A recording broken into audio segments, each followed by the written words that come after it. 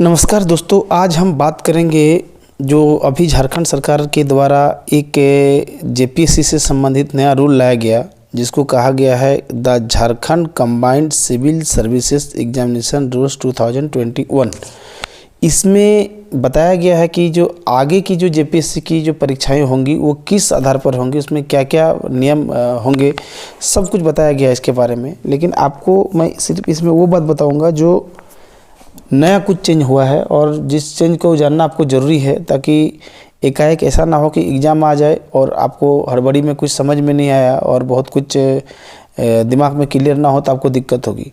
तो इसी वीडियो में इस बात को हम देखते हैं कि कास्ट सर्टिफिकेट के बारे में, एज के बारे में, और उसमें जो किस प्रकार से जो मार्किंग होगी और ख़ास करके जो इसमें मिनिमम मार्क्स जो है इसके बारे में भी हम बताएंगे। बहुत महत्वपूर्ण है जानना आपको। तो देखते हैं कि इसमें क्या बदलाव हुआ है। तो सबसे पहला जो बदलाव के रूप में आपको बताना चाहूँगा एज के बारे में।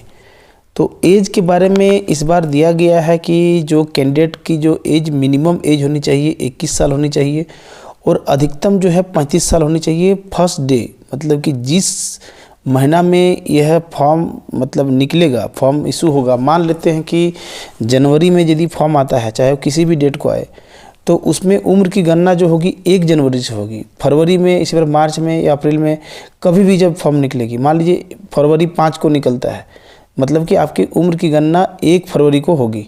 और इसमें मिनिमम उम्र होनी चाहिए आपकी उस 1 तारीख को उस महीने की 21 साल और अधिकतम 35 साल। इसके बाद चूँकि इसमें कुछ बताया नहीं गया है, हालांकि इसमें जो अपर एज लिमिट जो हो, कुछ कैटेगरी को जो रिलैक्स दिया गया है ना, उसमें जैसे कि आप देख सकते हैं इसमें दिया हुआ है, ठीक है, इकोनॉमिक EWS के लिए, SC/ST के लिए और फीमेल के लिए, ठीक है, और जो EBC के लिए दिया हुआ है उसको देख सकते हैं। मेरा मानना सिर्फ इतना है कि जो इसमें उम्र की जो अधिकतम उम्र की गणना है इसमें दिक्कत होगी। जैसे कि आपको उदाहरण दिखा रहा हूँ कि मान लेते हैं कि कोई एक स्टूडेंट है जो 1985 उसका बर्थडे है, तो अभी 2021 में मान लीजिए इस साल फॉर्म निकलेगा, तो 1985 में जन्मतिथि है और उसका 2016 में यदि उम्र देखा जाए, 2016 में मान लीजिए उसका था, तो उसका एज लगभग 31 साल था।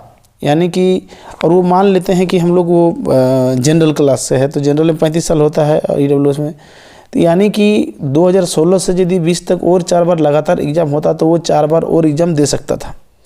लेकिन चूँकि आयोग ने किसी कारण से परीक्षा ही नहीं लिया 16 से लेके 21 के बीच तक, यानी 5 साल नहीं लिया, और उसका जन्म तिथि जो है 1985 है, तो अब 1985 से जेपीएससी ने एग्ज़ाम नहीं लिया और अब सीधे 2021 में ले रहा है। तो 1985 से 2021 के बीच में जो उसका एज हो रहा है 15 और 21, यानी बराबर हो रहा है 36 साल।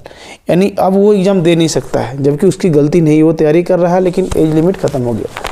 तो इस बात को घबराने की ज़रूरत नहीं है। हालांकि इससे पहले भी जैसे कि आप देख सकते हैं कि 6ठी जेपीएससी में भी यही हुआ था, तो उसमें जैसे कि बाद में फिर उसको विलोपित करते हुए आयोग ने फिर एक नया एज लिमिट दिया कि अपर एज लिमिट की गणना जो है वो घटा दिया लगभग 5 साल। जैसे 15 में जो वैकेंसी आया था और 16 में जो पीटी का ये होना था, तो उसमें 1/8/2010 कर दिया, और लोअर एज लिमिट जो है उसी साल, जिस साल एग्ज़ाम हुआ उस तारीख को। ध्यान रहे कि इससे पहले के सारे एग्ज़ाम में यूपीएससी की ही तरह 1 अगस्त को ही उम्र की गणना होती थी, लेकिन इस बार जैसे कि आपको आप देख रहे हैं कि इसमें कह रहा है कि फर्स्ट डे अब जो है फॉलोइंग मंथ, मतलब जिस महीने में होगा उस तारीख को होगा। तो खैर वो तो आयोग की अपनी मर्जी है।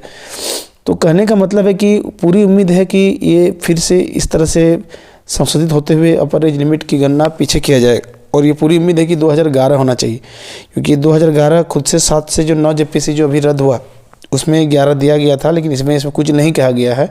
तो हो सकता है स्टूडेंट इसमें मांग करे और इसमें बाद में इसको संशोधन करे, क्योंकि यही बात मुझे जहाँ तक पूरा याद है 4th जेपीएससी में, ठीक है, 5th में और 6th में तो हुआ ही था, तो सब में यही सेम चीज़ दोहराया गया था। अपर एज लिमिट की गणना में वो शुरू में नहीं दिया, फिर स्टूडेंट ने कुछ मांग किया, हल्ला किया, तो उसके बाद फिर से उसका अपर एज इमीडिएट को नीचे किया गया। तो एज में इस चीज़ को देखना है, एक तो एज जो जिस महीने में फॉर्म निकलेगा उसमें गणना करेंगे, और ऊपर से इस बार इस जो भी नया जो रूल है उसमें से ये नहीं दिया गया है अपर एज लिमिट की कब से गणना होगी। ठीक है, एक चीज़ जानना आपको जरूरी है। अगला देखते हैं। दूसरा सबसे महत्वपूर्ण जो सुधार है कि इसमें कहा गया है कि कैंडिडेट्स को जो है कम से कम 40% मार्क्स लाने पर ही उसको मुख्य परीक्षा में और फिर इंटरव्यू टेस्ट में, मतलब कि मुख्य परीक्षा में भी और प्रीलिम्स में भी उसको कम से कम 40% मार्क्स लाना होगा, मिनिमम मार्क्स, तभी वो क्वालिफाइंग कर पाएंगे, अदरवाइज नहीं कर पाएंगे। हालांकि इसमें भी कैटेगरी वाइज कुछ इसमें रिलैक्स दिया गया है, जैसे SC/ST को 32%, ठीक है, EBC को 34% और BC को 36.5% और जो आदिम जनजाति है 30% और EWS को जो है 40% और यानी जनरल, मतलब EWS और जनरल में समान है उसके मिनिमम क्वालिफाइंग मार्क्स। तो ये एक अनोखा है। आपको मैं अभी मिनिमम क्वालिफाइंग मार्क्स पर आपको मैं दिखाता हूँ। आप देख सकते हैं कि UPSC में आपको एक UPSC के मार्कशीट में दिखा रहा हूँ कि official marksheet civil services examination 2019 का। तो UPSC में जो प्रीलिम्स एग्ज़ाम होता है उसमें आप जानते हैं कि 2 पेपर होता है, एक पेपर 1 होता है GS का और दूसरा पेपर 2 जिसको हम लोग CCT बोलते हैं। ध्यान रहे कि पेपर 1 पर ही पूरे मेरिट की गणना होती है, पेपर 2 में केवल 33% मार्क्स आपको लाना होता है और नहीं लाने पर आपको फिर कॉपी चेक नहीं होता है फर्स्ट पेपर का। और ध्यान रहे कि इस फर्स्ट पेपर में कोई क्वालिफाइंग मार्क्स नहीं है, ठीक है। लेकिन JPSC इस मामले में थोड़ा टफ हो गया UPSC से भी, क्योंकि इसमें कैटेगरी वाइज और ख़ास करके जनरल के लिए 40% मार्क्स दिया हुआ है क्वालिफाइंग मार्क्स, PT के लिए भी और मेंस के लिए भी, ठीक है। और दूसरी बात इसमें सबसे बड़ी और दिक्कत है कि JPSC ने जैसे कि मुख्य परीक्षा के लिए भी इसमें मिनिमम क्वालिफाइंग मार्क्स दिया हुआ है। इसको आप पूरा नोटिफिकेशन को मैंने पढ़ा है 64 पेज का, तो मतलब मुख्य परीक्षा के लिए भी ये लागू होगा। तो मतलब कि हर पेपर के लिए, जैसे कि मान लीजिए आप देखते हैं कि JPSC में 4 पेपर हो गया आपका, तो उन 4 पेपर में और एक लैंग्वेज पेपर है, उन सब पेपर में भी ये नियम लागू होगा कि मतलब कितना % हर कैटेगरी वाइज जो दिया हुआ है उतना लाना है। लेकिन ध्यान रहे कि इस मामले में यह UPSC से कितना टफ है, आप कल्पना कर सकते हैं कि जो संघ लोक सेवा आयोग के जो एग्ज़ाम होता है उसमें सब्जेक्ट में मात्र जो है 10% मतलब कि आपको लाना होता है, तो आप मतलब कि पास कर सकते हैं। जैसे कि उसमें इजी हो गया, GS1 हो गया, GS2 हो गया, GS3 हो गया, GS4 हो गया, ऑप्शनल 1 हो गया और ऑप्शनल 2 हो गया। मतलब कि UPSC की जो एग्ज़ाम में इसमें 250 नंबर होता है और सब में जो है 250 नंबर होता है इसमें, बाकी सब में 250 नंबर होता है। तो 250 नंबर का 10% मतलब 25 नंबर केवल लाएंगे तो आप उस सब्जेक्ट विशेष में पास हो जाएंगे। मतलब इन किसी सब्जेक्ट में एक में 25 लाते हैं और बाकी में या 26-27 भी लाते हैं और बाकी में यदि बम्फर नंबर लाते हैं तो आप मेरिट में एग्जाम पास कर सकते हैं। ये किसी की भी सब्जेक्ट में साथ हो सकता है। हो सकता है कि आप ऑप्शनल में एक में बहुत ज़्यादा नंबर ले, 250 में 220 ले आते हैं और एक में मात्र नहीं पढ़ने के कारण कम नंबर आता है, तो उसके बावजूद भी आप एग्ज़ाम पास कर सकते हैं। यानी UPSC में कहने का मतलब है कि मात्र 10% ही जो है क्वालिफाइंग मार्क्स है मुख्य परीक्षा में। और लेकिन इस लिहाज से यदि झारखंड में देखा जाए तो ये बहुत ही डिफ़िकल्ट यदि कहा जाए तो होगा।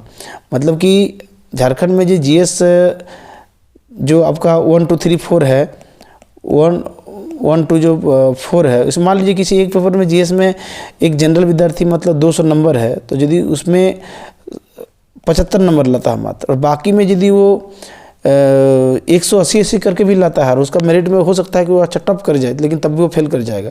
मतलब कि UPSC के 10% की तुलना में ये हर वर्गों के लिए बहुत ही ज़्यादा डिफ़िकल्ट है।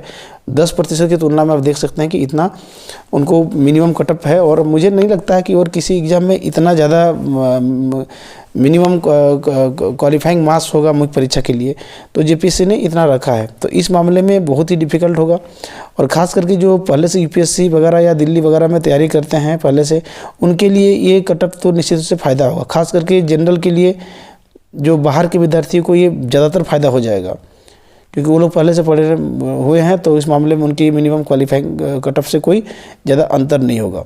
चलिए अब अगला देखते हैं कि इसमें क्या सुधार है जिसे जानना है। JPSC ने बताया है इस रूल के तहत कि एक 8% रूल है, 8% रूल है। ये क्या है मैं आपको समझा रहा हूँ। जैसे कि उन्होंने कहा है कि मुख्य परीक्षा के लिए पीटी में जो पास करेंगे वो कुल जो पद जो होंगे उससे 15 गुना वो मुख्य परीक्षा के लिए बुलाएगा, और उसी प्रकार जो इंटरव्यू होगा उसमें लगभग वो 2.5 गुना बुलाएंगे। ठीक है, लेकिन इसमें एक शर्त रखा है कि इसमें यदि कोई कैंडिडेट का यदि मान लीजिए ऐसा 15 गुना यदि वो मिनिमम क्वालिफाइंग मार्क्स या किसी कारण से उतना नहीं आ पाता है तो वो बाकी कैटेगरीज के लिए वो मतलब कि कट ऑफ मार्क्स को मतलब गिरा सकता है, लेकिन वो गिराएगा कितना, मैंने 8% से ज़्यादा नहीं गिराएगा। आपको उदाहरण समझा रहा हूँ कि जैसे कि मान लेते हैं कि जनरल का कट ऑफ 200 अंक चला गया और बाकी कैटेगरी का मतलब जो भी होगा वो कम से कम उसका जो रेस्ट ऑफ जो कैटेगरी है उनका जो है 8% मतलब कि लगभग 184, मतलब बाकी कैटेगरीज का जो नंबर कट ऑफ मार्क्स होनी चाहिए 184 से ऊपर होना चाहिए, वो गिराते गिराते 184 से नीचे नहीं करेगा। ये भी एक अनोखा रूल लाया गया है, 8% रूल। तो ये कहने का मतलब है यदि वो 8% पूरा नहीं करता है तो वो 15 गुना, मान लीजिए 8% तक 184 यानी 184 से वो नीचे नहीं करेगा, और उसके बावजूद भी यदि उसको 15 गुना नहीं भरता उस कैटेगरी का तो वो सीट खाली रह सकता है। ध्यान रहे कि मान लीजिए यही चीज़ जनरल के लिए मान लीजिए 140 नंबर आ गया और बाकी कैटेगरी के 16 नंबर करते करते उसका लगभग 128 हो गया, तो ये EWC के लिए फिर 100 मिनिमम कम से कम 129, यदि 8% घटाते हैं तो पता चलेगा कि इसका जो मिनिमम क्वालिफाइंग मार्क्स है जैसे कि 40% लाना है, उससे यदि नीचे हो जाता है तब भी उसको नहीं लेगा, मतलब उससे कम नहीं होना चाहिए उसका मिनिमम क्वालिफाइंग मार्क्स। तो एक जटिल रूल लाया गया है। 8% बहुत अच्छा है या बुरा है ये तो आने वाला समय बताएगा। अगला जो जानना है कि आपको रिजर्वेशन और रिलैक्सेशन के लिए जो जैसे कि जो भी कैटेगरी हैं उनके लिए जैसे जो भी सर्टिफिकेट उस रिजर्वेशन और रिलैक्सेशन के लिए जो डिमांड की जाएगी वो जो सर्टिफिकेट होगा वो सारे सर्टिफिकेट जो होगा जो भी प्रेस्क्राइब फॉर्मेट जो दिया जाएगा आयोग की ओर से उसको कम से कम जो यदि उसका लाभ लेना है तो कम से कम वो जिस दिन मतलब क्लोजिंग डेट होगा, जिस दिन मान लीजिए फॉर्म निकला मान लीजिए 1 तारीख को और बोलेंगे कि 28 जनवरी को ये लास्ट डेट है, तो 28 जनवरी से पहले उस सर्टिफिकेट का को बना लेना चाहिए, माने उस डेट से पहले की डेट में वो सर्टिफिकेट बन जाना चाहिए तभी मान्य होगा।